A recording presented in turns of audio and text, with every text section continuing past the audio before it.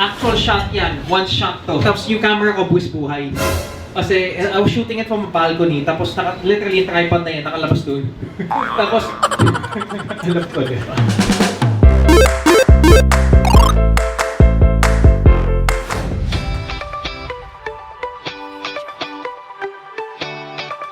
As you could see, old school ako sa t-shirt ko pa lang.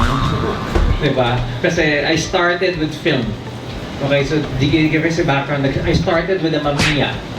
Mamiya 645. That was my first camera to use. Medium format pa. Yun. And back then, ang masaya, quote-unquote, sa medium format, ilang shots lang magagawa mo doon. I'm like, swerte na ako, umabot ka ng 13. Alright, kasi still used ng time na yun, Provia, tsaka Velvia, mga even yung forgetting sa yung slide film pa nun.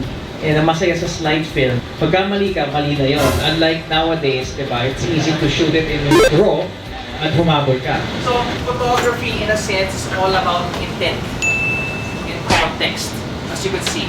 The genres are basically separated according to what's your intention and objective. Plain din po. Kung if it's shoot ka ng countryside, landscape, o tao, portraiture. As simple as that. Or item, still life.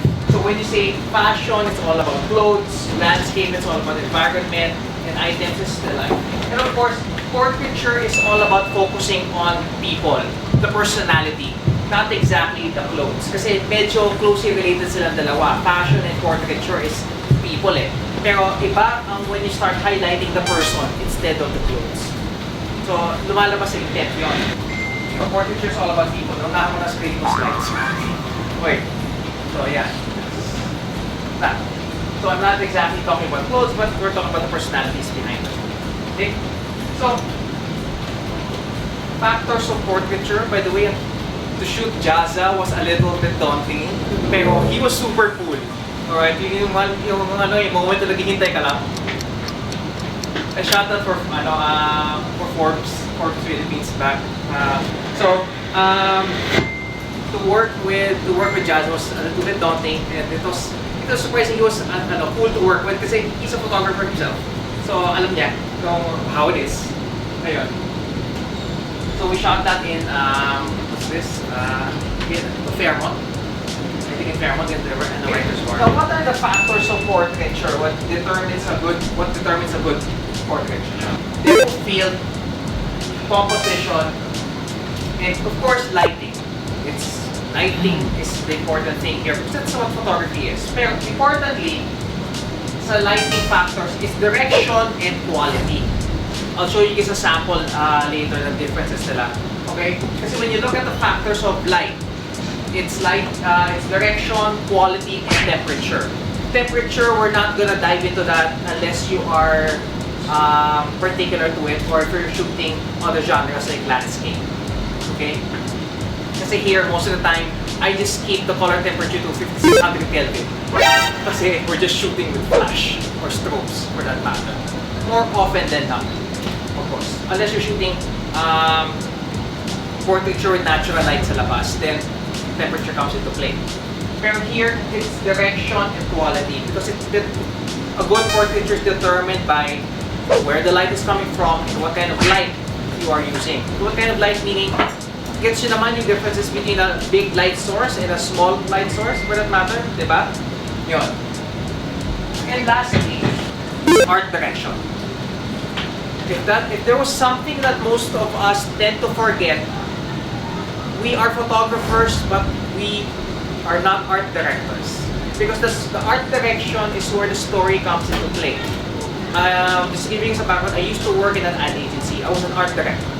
And in commercial shoots, tandem ako palagi with an art director. Because the art director will always tell me the what is to shoot.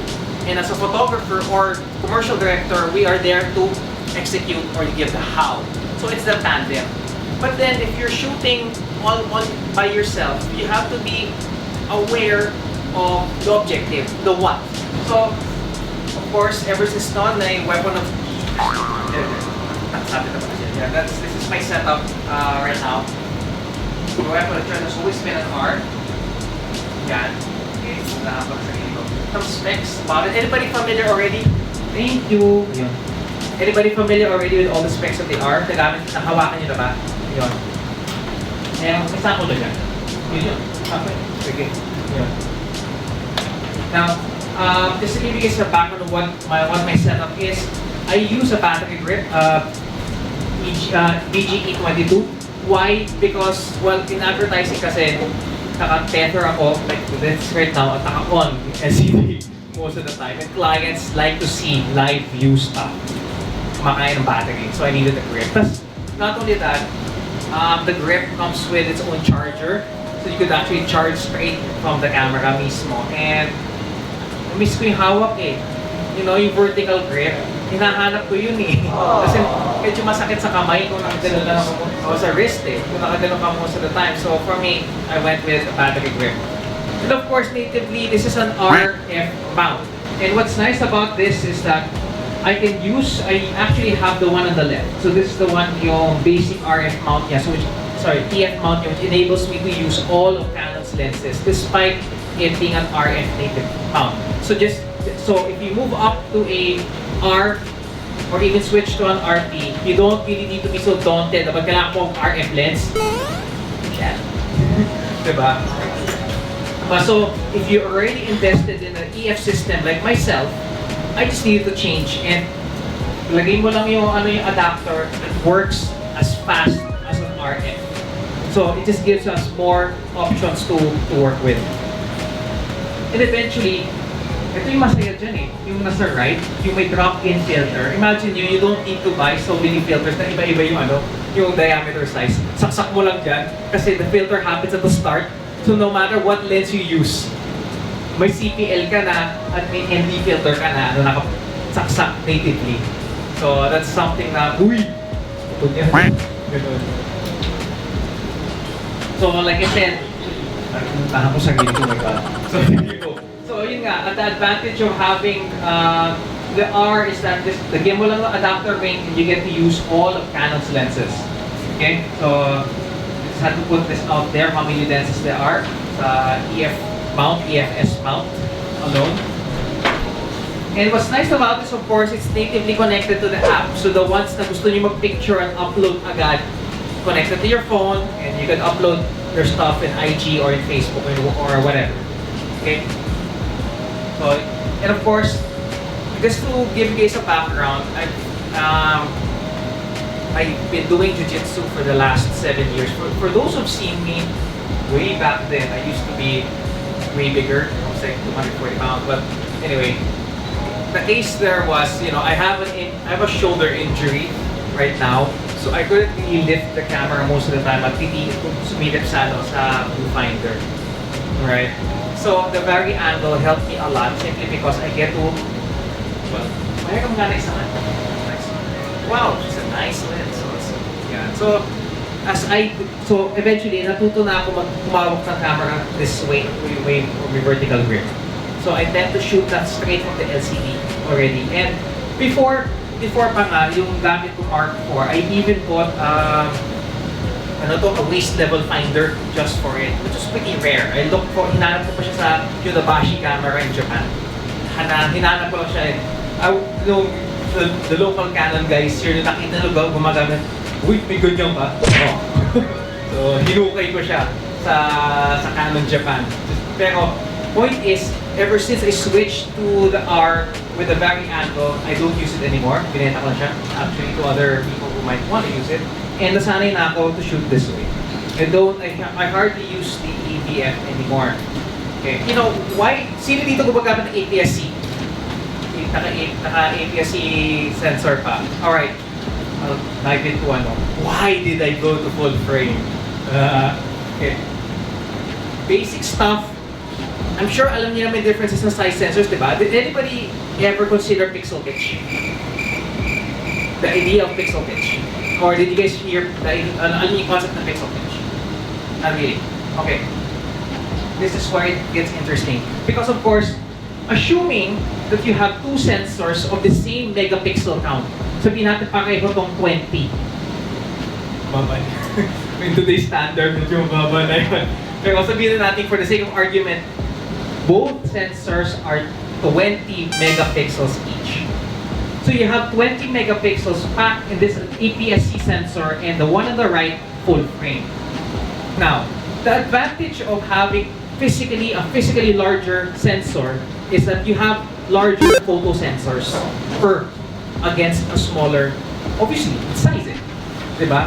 So, ang advantage nun is each photo sensor can actually handle more color versus a 20 megapixel na in a physically smaller size. Okay? Now, so that's why for me, whenever I hear megapixel count na pataasan most of the time, I don't necessarily believe it right away. Because the first thing that I would look for is, can it handle better color? So that's why flagship cameras ng Canon, sabi na the 1DX series, may have smaller megapixel count. It's less than 20, I think. Oh, yun. Pero, when it's being processed, ang ganda ng kulay. Yeah. So the same way na here, you know, sa R is a very balanced level of technology at size ng sensors niya to give you better color. So when you move up to an R from an APS-C, you will actually see a lot of difference in terms of gradation at saka sa dynamic range niya. Especially the flesh tones, especially tuwing aksidente mo ma-underexpose mo yung retrato o overexpose mo, madali maghabol with the R kasi malaki ang dynamic range niya. Okay, so of course, one of the interesting issues about the cam of a full frame is price. So this is where things like, you know, the RP comes out. Versus this is the 60 Mark II. Ganyan lang ang size niya. Alright, so, okay, pindot. A lot lighter. Actually, I've held the RP for our review also. And gusto ko sa kanya, silent shutter. You don't hear it. Versus the RP, yung clack pa yan, yung RP. Ganun lang yung tulog niya. Yeah. So I came up with 3 shots with that. Now if you notice on the left and the right, this is what I mean by direction and quality of light. So as you can see here on the left side, I used a softer light source to give that softer glow sa kanya.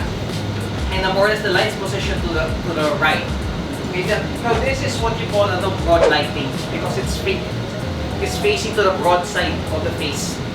Right? Short lighting, on the other hand, is face away yung tao and you're shooting the shorter side, facing the one facing away. Now, here, on the middle section, if you notice, iba na yung light source ko, mas sharp yung shadows.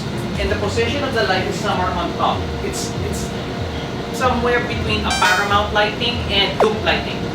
Okay, kasi when the light's positioned on top, it's paramount, loop, Rembrandt, and alright.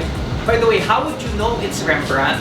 Because of the triangle. Kanina, yung Supergirl shot ko, triangle yon. That was a Rembrandt lighting position. Which, sinuwerte ako sa shot na yon, honestly.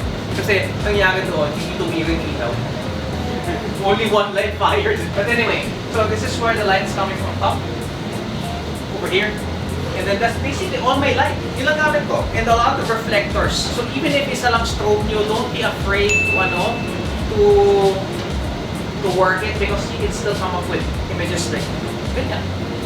Okay? And then of course on the right, it's my stuff. I rummaged to a lot of stores in Tokyo. So this one I found, this is a kimono shop somewhere in Sensoji Temple. So you walk down to Sensoji, utak sa kanan, and then this is building with a ninja on top. Nandun pa rin yan hanggang ngayon. So that's where I bought my, kimonos, second-hand kimonos. Which actually is costly about 1,000 pesos lang for an actual kimono. Imagine nyo, mahal lang totoong kimono As in yung OB alone is $300. So nakita ko, alright, pakiyaw na ako. So yun yung overweight luggage ko. The idea kasi when you're coming up with concepts, huwag nyo papayaan lang yung model and tell them, ikaw na bahala magdala niyan. Hindi. It's your idea, you source for the same materials. So I really go out of my way looking for stuff like this. Okay. So naka-focus tracking ako right now. And the best part about here is that as Denny moves along, tilt up, tilt down. Dalawa yung focusing style ng R. It has the eye detection and the face detection. So, dual yan. So, even if Denny turns to yan, kuha pa rin yung mukha. Pero tumingin siya to the camera, it detects the lead eye. So, dito kampante ako na there are two safeguards na alam ko focus ang yung shot ko. So from there, imagine nyo, hindi mo na kailangan isipin yung focus point mo. Nandiyan eh. Tapos, okay, go na! Sigaw ka na doon, sigaw, bahala na! Yun. And you know the camera is working for you. And for me, ever since, it has emancipated me immensely in my photography. Kasi dito, there's no such thing as focus points na the entire screen is your focus point. So, I will shift my system into 1 point AF, so I can do this. Yan. It dual pa rin ang pag-focus niya. Yes. Continuous lighting for portraits. Oh, you know what? Oh, that's a creative question. Kasi I work with stroke. Depends on the intent. It goes back again to the kind of idea you want to work with. Iba ang feel na continuous light, especially when you're working with other lights na modified LEDs. Something like, have you guys heard of the brand Aperture? Yung ilaw na yun, the Lightstorm 120. Yun, ang masaya doon sa ilaw na yun, it's technically a strong LED, but you can use attachments ng pang-photography. So it's a bow and mount, so you can attach anything on it, and it gives you a cinema kind of feel. Now, continuous light gives you a cinema effect. So if you want to do something like that, go ahead. So it delves more into the side of cinematography already. Pero ganda na effect niya. How was anime inspired your portrait photography? How was anime influenced your portrait? I can't draw! That's the biggest, I can't draw for So, alam niyo, it was my frustration. It was, at the same time, when I started shooting people in costume, I didn't even know the term cosplay until somewhere down the line, somebody messaged me in DeviantArt, oh hey, you're doing cosplay photography. I'm like, oh, that's what it's called. Yun. Oh, diba? So I didn't know what it was. And for me, it was just my frustration because I can't. I had friends and classmates in high school na ang galing mag-drawing. And nainggit ako, I can have glorified stick figures, and that's the best I can do. Pero, I've always wanted to shoot, or I've always wanted to realize, yung may geeky side. First of all, kasi I'm a comic book fan, anime is a close second, so I've been a big X-Men fan. Ever since I want to shoot my own line of X-Men. So that's where it's at. Yun. Oh, yun. Have to wait anybody before we start the first 5 and